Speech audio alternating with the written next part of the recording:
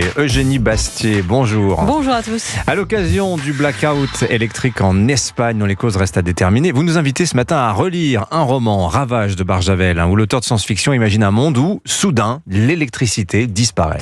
Train à l'arrêt, métro fermé, communication coupée, des centaines de personnes bloquées dans des ascenseurs, des cohues dans les magasins, des gens paniqués dans le noir, une atmosphère de fin du monde. À voir les scènes de chaos en Espagne et surtout le mystère autour de cette coupure d'électricité, j'ai immédiatement songé au roman de René Barjavel, Ravage, sorti en 1943. L'auteur de science-fiction imagine une société hyper moderne où un jour, au cours d'un conflit entre grandes puissances, l'électricité disparaît. Privés d'eau courante, de lumière, de moyens de déplacement, les habitants sombrent dans le chaos, la barbarie revient. Barjavel voulait alors alerter sur les dérives de la technologie et sur notre extrême dépendance à celle-ci. Alors en quoi ce livre Ravage nous parle-t-il d'aujourd'hui ? Alors cette dystopie était écrite dans un tout autre contexte. D'ailleurs, Barjavel termine son livre, écrit en pleine Seconde Guerre mondiale, par un éloge de la société paysanne et traditionnelle, aux accents quelque peu pétainistes, où le patriarcat fait sa réapparition et valorisé le goût du travail et de l'effort. Mais cela nous parle encore plus aujourd'hui qu'à l'époque, car nous avons une addiction aujourd'hui beaucoup plus forte à une source d'énergie abondante et bon marché. Nous oublions bien souvent à quel point notre confort, notre niveau de vie, nos libertés les plus élémentaires, communiquer, manger, se déplacer, se laver, se chauffer, sont tributaires de la fée électricité.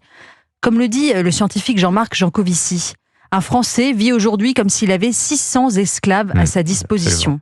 Alors oui, on peut juger la facture d'électricité toujours trop chère, mais celle-ci est sans commune mesure avec les services qu'elle nous rend. L'énergie est le nerf de la guerre, l'architecture souterraine et souveraine de nos vies. Bon, quelle leçon en tirer ? Écoutez, d'abord que l'accès à une énergie abondante, sûre et relativement bon marché est l'enjeu majeur du XXIe siècle.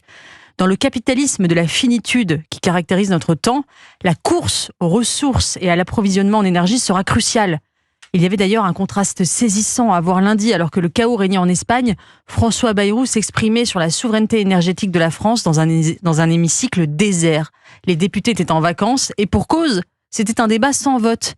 La politique énergétique de la France devrait passer par décret, en toute opacité, sans loi discutée au Parlement. Ce sujet majeur qui va décider de l'avenir économique de la France dans les 10 années qui viennent mérite mieux qu'un passage en contrebande.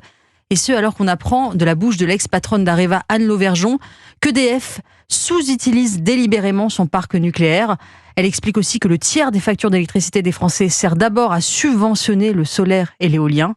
Si une leçon doit être tirée du blackout en Espagne, c'est que l'électricité est un sujet trop grave pour que sur cette question, les Français soient laissés dans le noir. Les Français, les patrons disent toujours la vérité, mais seulement quand ils sont plus aux manettes. Ouais, c'est toujours pareil. Signature Europe 1, Eugénie Bastier. Merci beaucoup Eugénie. Allez, dans un instant, l'heure des pros sur Europe 1. Bonne journée.